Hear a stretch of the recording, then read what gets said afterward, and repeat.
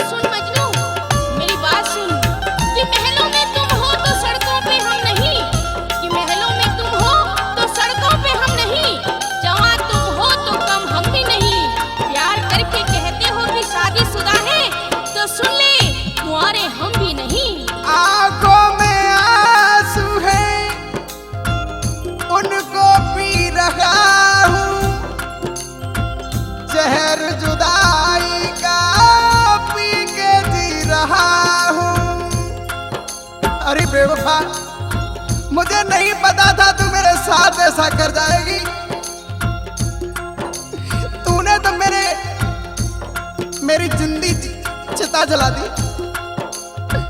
अरे बेवफा रे छोरी, अरे बेवफा रे छोरी, दिल तोड़गी, दिल तोड़गी। अरे बेवफा रे छोरी, दिल तोड़गी, दिल तोड़गी। बड़े ना समझ हो वफा क्या करोगे, बड़े ना समझ हो वफा क्या करोगे, मेरे दिल की दवा तुम क्या करोगे। वफा करके भूल जाओ मुझको, मेरे दिल का पता लेकर क्या करोगे।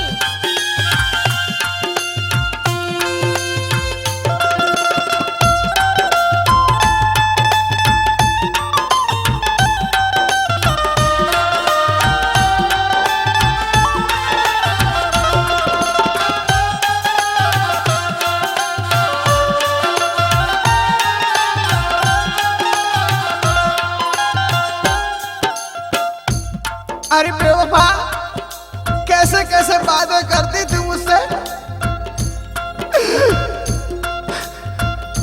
अरे कहती थी और छोरे साथ निभाऊंगी,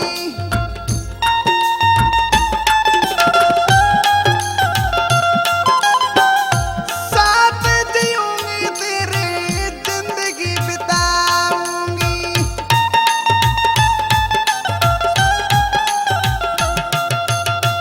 कहती थी और छोरे साथ निभाऊंगी,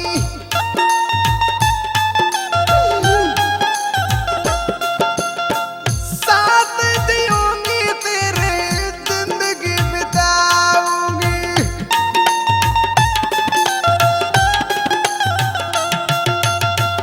मांग में सिंदूर देगा,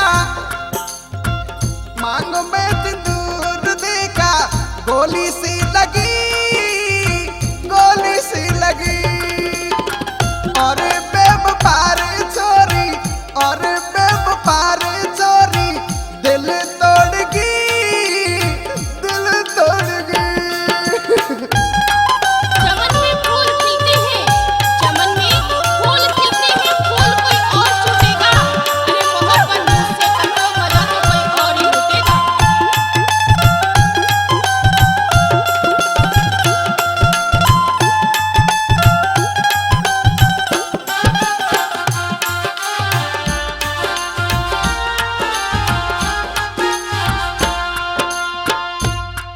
बेवफा, तूने बालापन के सभी रिश्ते धूर में मिला दिए।